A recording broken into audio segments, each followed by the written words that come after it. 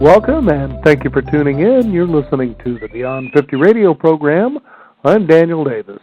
As we approach midlife, many of us get through the harried, fast-paced days of taking care of our busy lives. That can include everything from taking care of children to grandchildren to making sure that our careers are on track, mortgages are paid, and hopefully those savings accounts are being built as well. You also take a look at this day and age, too, where many people are actually struggling just to maintain the opposite of being able to get all that going for themselves in such a way where it's going away. Sometimes we begin to wonder to ourselves, what kind of worth do we have when sometimes those unforeseen circumstances steal the light that we once had and pretty much smother the thunder that we once produced, and pretty soon we have nothing left. The title of the book is The Next Bold Step. It's learning to love and value yourself and know that you matter. I'd like to welcome to the Beyond 50 radio program today our special guest, Ms. Catherine Tull. Catherine, thank you for joining us here on the Beyond 50 radio program. Hi, good morning. Thank you for inviting me. Now, this must have taken you a real bold step to write. What was going on there? You are so right that it absolutely was a really bold step for me to write this book. And I loved your intro because you kind of described what happened for me, and I think that a lot of people have found themselves in this position. So my life was going along, and I had everything I thought I wanted. I had a beautiful home. I had a family that had a prominent place in the community. I had 3 beautiful children. Everything looked absolutely great from the outside. The problem was that nobody knew what was going on the inside. And inside that beautiful picture, things were getting increasingly ugly inside the home, and my life was progressively coming apart at the seams, and I wasn't telling anybody about it. And I didn't have any idea about the kind of internal impact that it was having on me or on my children. And it was a situation where the marriage had become a violent one. Oh, no. And my safety was threatened, and my children's safety on a regular basis. And so it finally got to the point where my life was actually threatened. And I left. And it took me getting to that point. And a lot of people will say, well, why on earth would a person stay in such a horrible circumstance? Well, let's look at the financial condition that so many of us are in now and just kind of draw a parallel to that. Right. A lot of us have made commitments to homes or commitments to a job. And all of a sudden, that stuff ends up not looking the way we expected it to. And yet, because we made a commitment to it, we hang in there.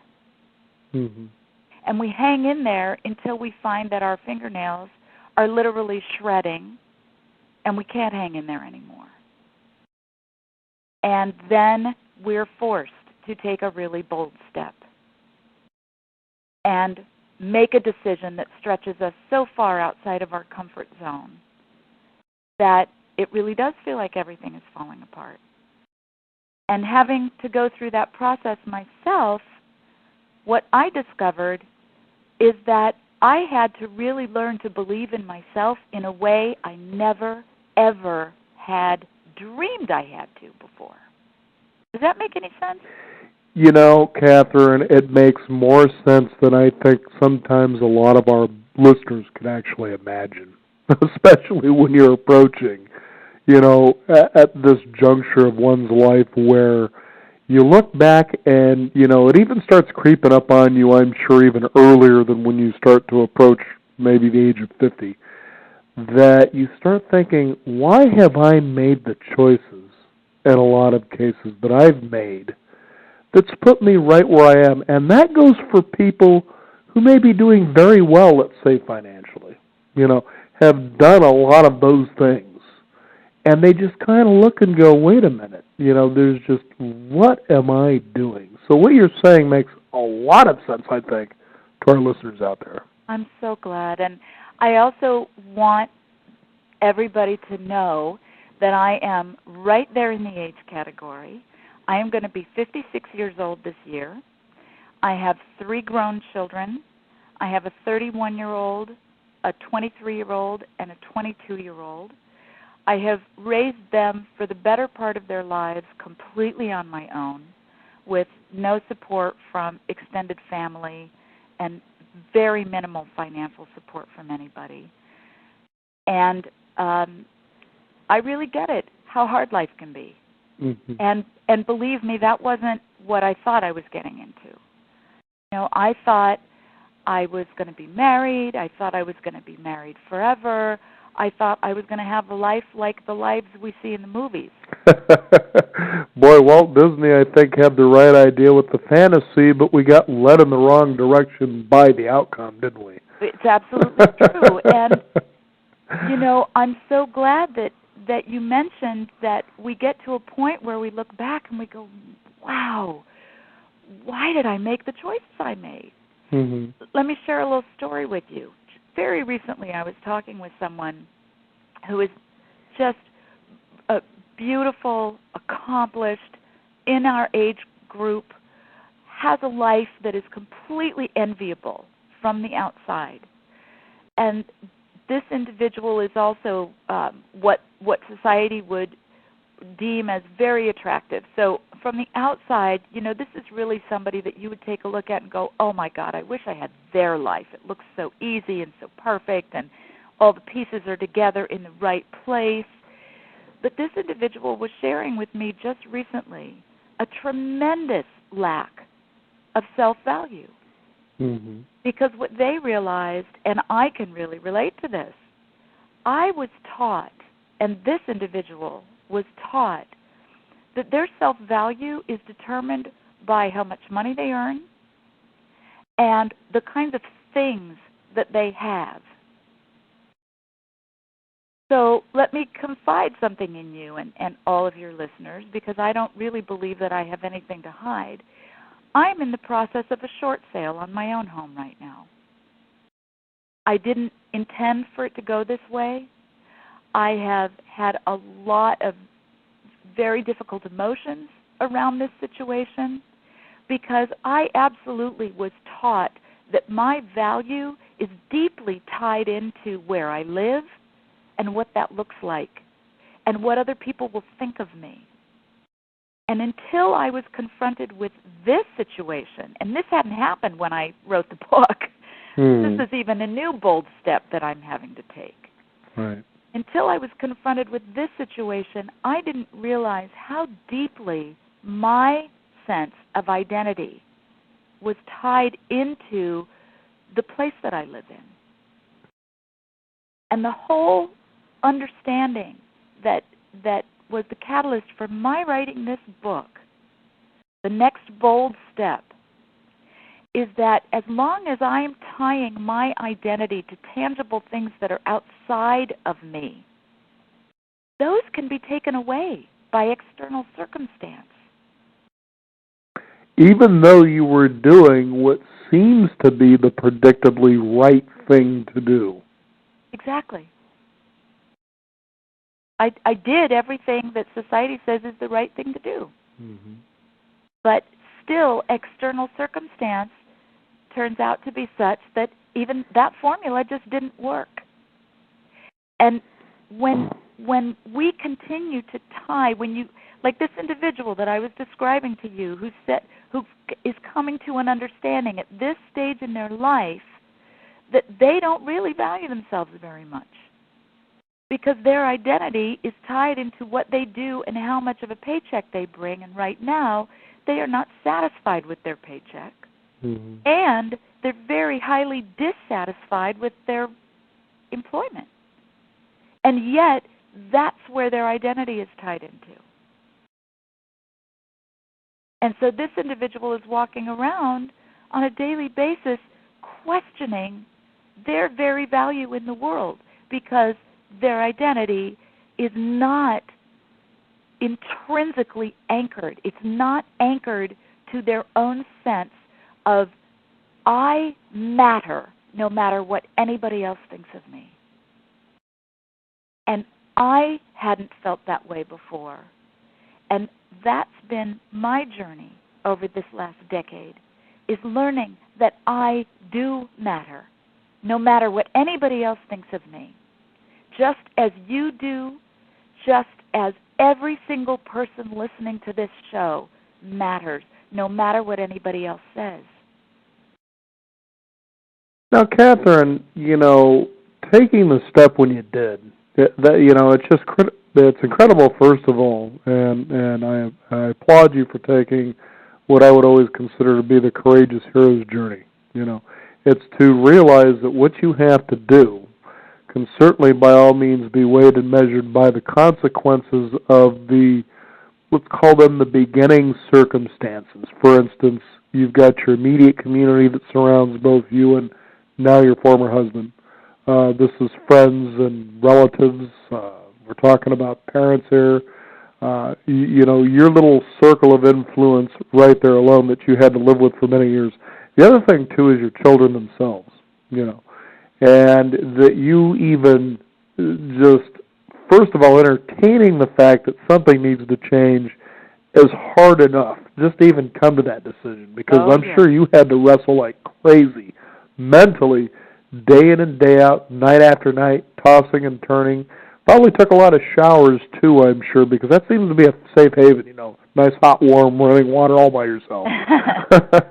But to think about just that and then actually taking the step, drawing the line in the sand and say, it's now time for me to step over this and face what I believe is going to be one hell of a storm. Yeah. I mean, just recently on the news, we're looking at tornadoes wiping people out. And here you're living inside the tornado, and you've got to step outside of this thing now. That's right. What gave you that courage besides that you knew inside you needed to change, that people listening would say, all right, because they could be right at their own thresholds, their own event horizon, if you will? Here's the question. What will happen if I stay? Mm-hmm. What will happen if I don't do something different? If everything stays exactly the same, the way it is now, how am I going to feel in 6 months or a year? If I feel bad now, and if I know I feel badly now, and if I don't do something differently, how am I going to feel in 6 months? And at the end of my life, when I have the whole thing to look back on, if I allow myself to stay right here, stuck on this spot, what am I going to say to myself about that?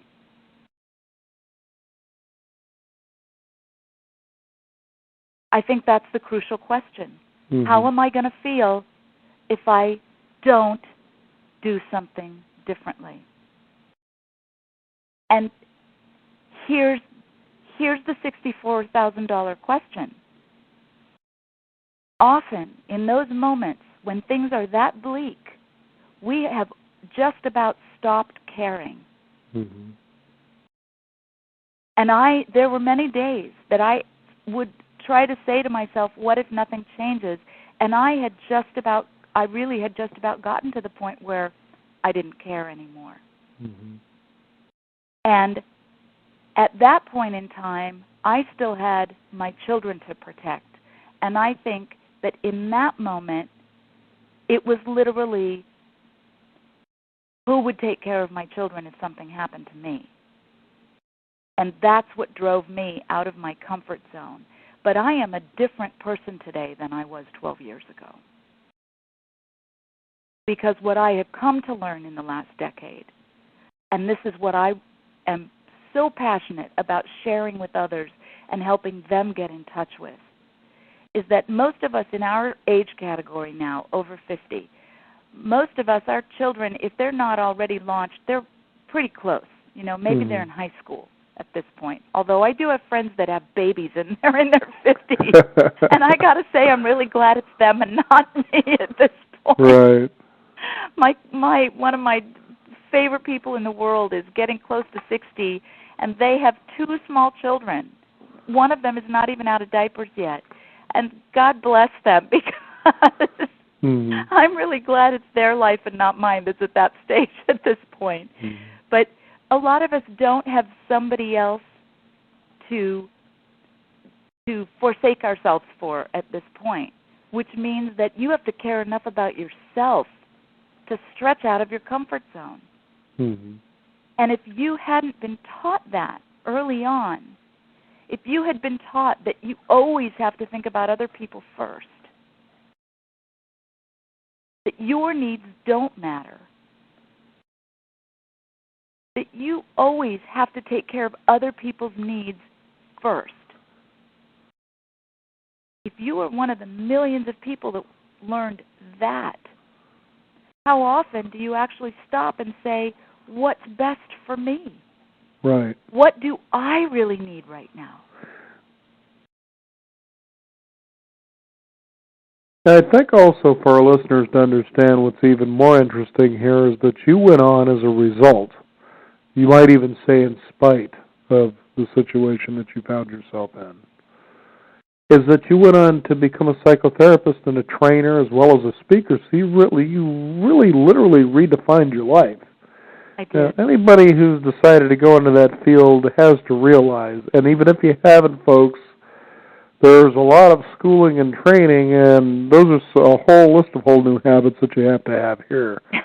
And I think what's fascinating about that is when you talk about rebuilding, if you had any self-esteem in the first place, is that it takes steps and it takes courage, because when you come out of the gate, you've made the decision. I've crossed this line. I'm no longer going to live the way I've been living, put up with what I've been putting up with. It's time for me to basically reclaim my personal power, as you've done. But even so, coming out of the gate in the first month and the second month and the third month and maybe even the first 6 months, your body biochemically, if anybody's ever read or knows who Bruce Lipton is in The Biology of Belief, understands that your body biochemically was so used to you producing and being in this lifestyle that I'm sure your mind was trying to trick you in the months that ensued after you crossed that line. Absolutely, and Bruce Lipton is one of my heroes, and I have his book right here. It's not even 10 feet away from me. So I'm a big subscriber to neuroscience, and the discoveries that neuropsychology, the fields of understanding that are being open to us now are so fabulous. And you are absolutely right, because the brain produces chemicals in response to emotional circumstances. And then the body gets addicted to those chemicals, and the brain gets on autopilot about producing them. So on a biological level, there's a whole other agenda going on. Right. And the truth is that natural medicines can be very effective with that, and Western medicine can be extremely effective when you are fighting brain chemistry. I mean, because I am now a professional in the field of psychology, I work with a lot of my clients during times of severe stress and trauma. And as you can imagine, one of my areas of expertise at this point is recovery from personal trauma. And trust me, many of us, thousands, millions of us, are actually survivors of personal trauma, not necessarily in adult life, but from childhood. And things that you would not off the top of your head classify as trauma, but are actually internalized as deeply traumatic. And they create patterns of thought and emotional response, and then the neurobiological response. And these patterns get established very early on. In fact, in the next bold step, I talk about that in very easy to understand terms. I actually explain how you come to feel about yourself the way that you do today, and how your brain participates in that whole pattern and how those patterns got established. And at the end of every chapter, there are a few simple questions to ask yourself that help you uncover how your own patterns got established. Because what Bruce Lipton has helped us understand, and Bruce Perry, another hugely impactful, cutting-edge neuropsychologist, and people like that, what they have helped us to understand is that that you have the ultimate power to literally change the way you think. And when you change the way you think, it will change the way you feel. And when you start taking mastery back over those processes, everything in your life can change.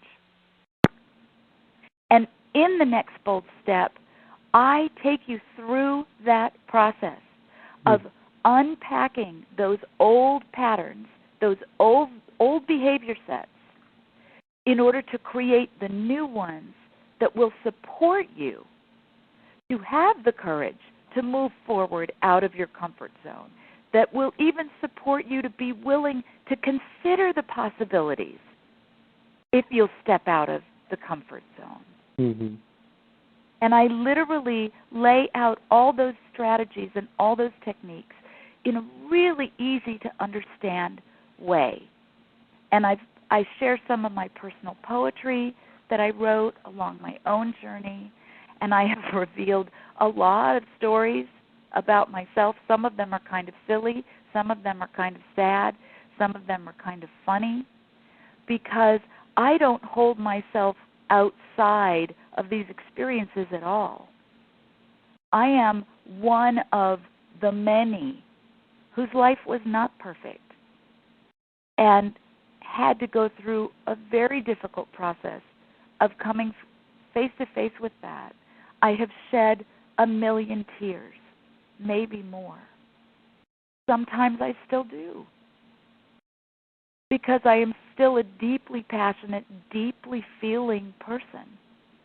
But I have taught myself how to take much more masterful control over what I choose to think in a given moment. And if I can do it, you can do it. If I can do it, anybody can do it, because I am not an extraordinary person. I am a very committed person to living a life that is different than the life I was living before. Well, Catherine, I think there might be something I might argue with you against there, and that is, yes, you are an extraordinary person. You know, it takes courage, again, to open oneself to say authentically, this is who I am. And, you know, we all love the heroes. You know, we all love to know that when somebody started out on a journey, we hope, well, they've had it rough. You know, a good example of that was In the Pursuit of Happiness. You know, we love when people are down and out, they get back up, they brush off, and then they go on to do great things. You know, and in fact, it's kind of interesting even in our society that I noticed that I was just even mentioning this to people that I know. I said, you know what I find interesting about America is that we love these second chance heroes, these guys that get back up against all odds, they persevere, and then pretty soon you're crying a tear because they've reached what seemingly seems to be the impossible pinnacle, you know, the summit. And then at the same time, once they get there and they've been there for a while, we love beating them back down again. You know, and then when they get back up, you know, I hate to say this and bring this up, but for instance, one of them is Tiger Woods. You know, we may not like what his actions were, but look at the idealism we had behind this guy before Camelot came tumbling down. I know that was usually issued to the Kennedys, but we'll give it to him.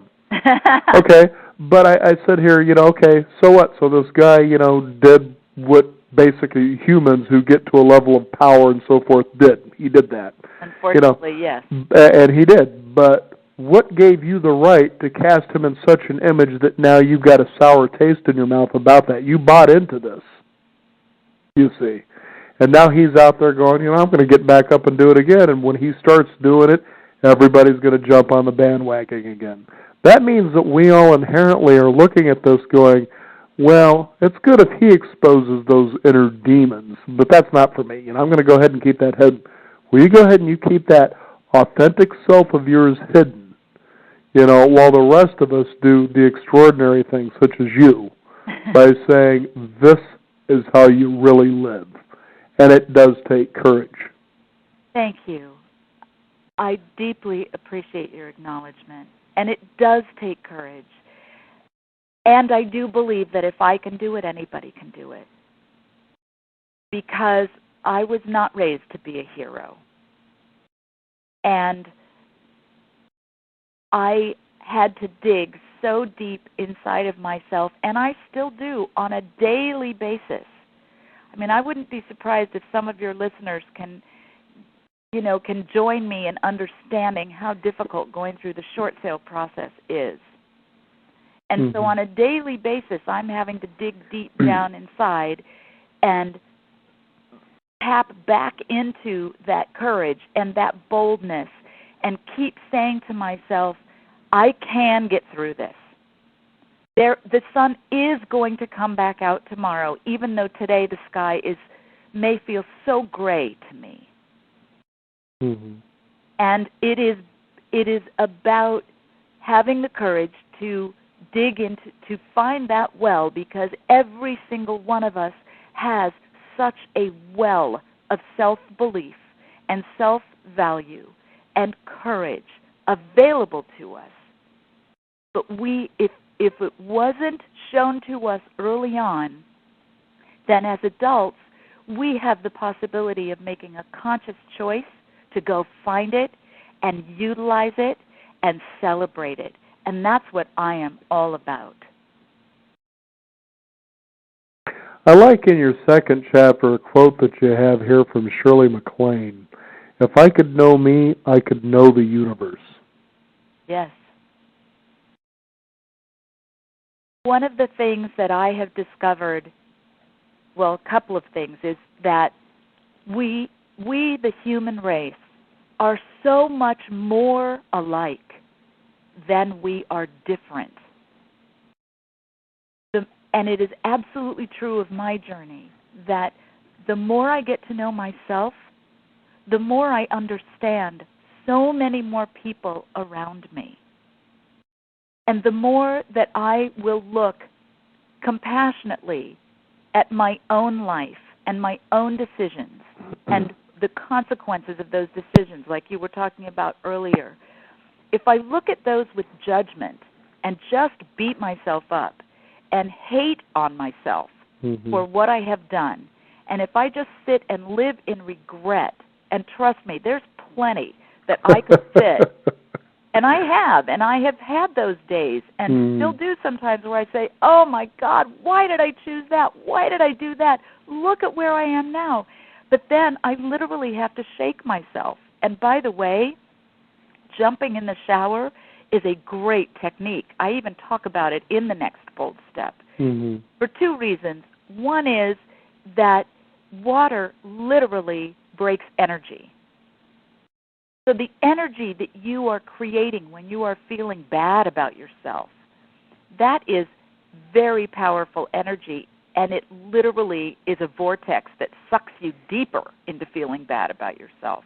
So if you jump into the shower, or even throw water on your face, or even run some cool water on your wrists, it breaks the energy of what you're experiencing, and it brings you into the present moment instead of being stuck in the past moment where you're wishing that you had made a different decision. Because the truth is, we cannot go into the past. We cannot undo something that happened. But we have the power to start right here, right now, in this moment, to choose differently. And that is all the power of the universe. And I believe that that's what Shirley MacLaine was referring to. If I can get to know myself, I can get to know the universe. Because the power that I have to choose in every single moment of my life how I want to think about something, how I want to feel about something, that is the greatest power that can exist. Couldn't agree with you more. I keep thinking it was interesting. A couple of months ago, I was just thinking about a time when I was in my childhood where we were up at Lake Shasta, and there were 5 of us, and our parents, and we were out swimming in one of the coves, and it was getting time where the sun was starting to decide it was time to go down, so it was cooling off a little bit, and so there I am, I'm swimming in the cove, and you realize this is one of those moments that you're going to have to get out of the water. But you also know when you get out it's going to be pretty cold until you towel off, dry off, and then you'll get warm. And I sat there, and I just kind of sat under the water as though the water was, trying to use it as a blanket to warm up. And I finally said, I've got to get out of this water, and I've got to towel off. It's going to be really cold at first, but in time I'm going to feel better. So I had that, and then, of course, my brother, he was the last one to still be in the water. We watched him for the next 15 to 20 minutes just sitting there shivering to death. He would not get out of the water. But a lot of us get to that point. I always found that to be a great analogy for what it takes to take that step, that it feels more comfortable even though you're about to freeze to death. That it does to get out and take that step to get toweled off, to get dried off, that you'll eventually feel warmer and things will be much better than they were. It does take a lot of courage. Stepping outside of the... If you are comfortable in the moment, forcing yourself outside of that is really, really, really tough. But everything wonderful is possible when you do that. And if you don't do it, all that's possible is what you've already got.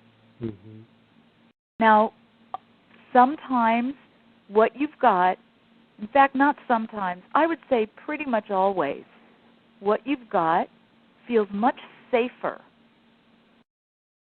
than what you don't know. In fact, I've done a great deal of teaching at the university and graduate school level over the last several years, and the phrase I started to use with my students is, the monster that you know is much safer than the monster that you don't know. And the reason that most of us don't do something different is that we are far more scared of the unknown than we are of however painful what we're doing is. And it really does require a leap of faith. At both the beginning and the end of the next bold step, I have a section that I call the 10 core components for your success. And what I did was I looked at all of my great heroes and mentors, people that have become real leaders and people that I look up to and revere and respect, people that I consider my personal teachers even though I may never have met them. Some of the great writers that I have read, and some of the great spiritual teachers that I have studied, and the great neuropsychobiologists, and people like Bruce Lipton and Bruce Perry, whom I mentioned, and Daniel Siegel and Daniel Goleman, who wrote Emotional Intelligence, and people who are really opening up this world where we get to feel what we're feeling and not be punished for it, where we get to feel our feelings and have our thoughts, and it's nobody's business to judge you for it. Like you were saying about Tiger Woods, where do you come off? How's your judgment on this guy? He's a great mirror for the stuff that we need to deal with. Absolutely so. So these 10 core components, and I mentioned that because I was talking about a leap of faith, what I found in studying my own heroes is that there were certain qualities and characteristics that seemed to speak out from their work and their journeys. And I defined 10 of those that I felt if you can grab hold of these 10 qualities in your own life, you can make such a huge difference in how you feel about life. And so I I have called those 10 core components for your personal success. And in the whole last section of the next bold step is where I talk about each one of those. And one of those is courage. And one of those, which is huge, is willingness. Mm-hmm. And one is desire. And I talk about all of these and the way that they are building blocks. One leads to another. And each of these, as you access them within yourself, leads you to the next stronger place and the next larger dream. Even if it's not a dream that is outside of yourself, if it's just, I want to feel this way about myself.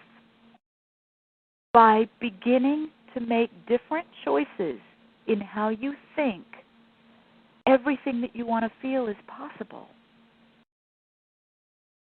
And one of those characteristics is having faith in something. Something.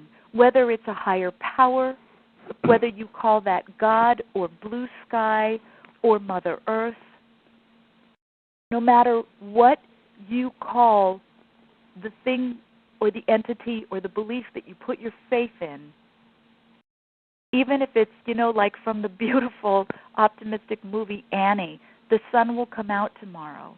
And you know what? The sun does come out somewhere every day. And so finding something to anchor yourself onto so that you can take a leap of faith even just for one moment at a time.